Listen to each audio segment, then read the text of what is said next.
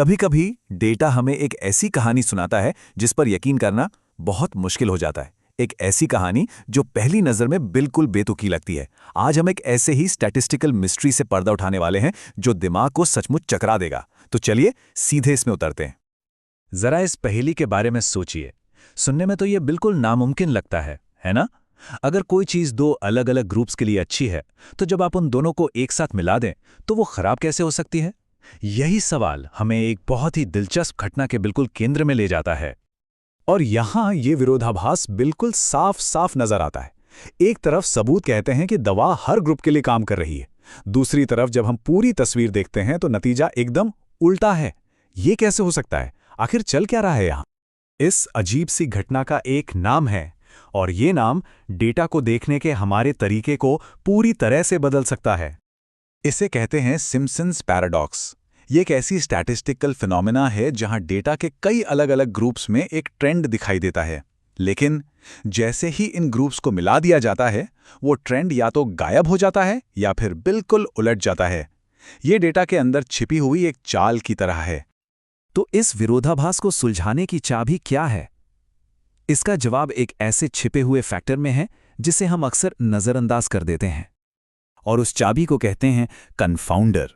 ये एक छिपा हुआ अनदेखा वेरिएबल है जो कारण और प्रभाव दोनों को प्रभावित करता है, जिससे एक भ्रामक तस्वीर बनती है। ये समझिए, कहानी का वो किरदार है जो पर्दे के पीछे रहकर सब कुछ बदल रहा है। चलिए इसे एक असल दुनिया के उदाहरण से समझते हैं जो एक रहस्य की तरह सामने आया था। हम बात कर रहे हैं 1970s में कैलिफोर्निया यूनिवर्सिटी बर्कले की। जब बर्कले ने अपने एडमिशन डेटा को देखा तो एक बहुत ही चिंताजनक तस्वीर सामने आई।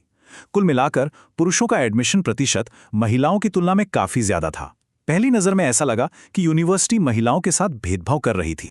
लेकिन क्या कहानी इतनी सीधी थी?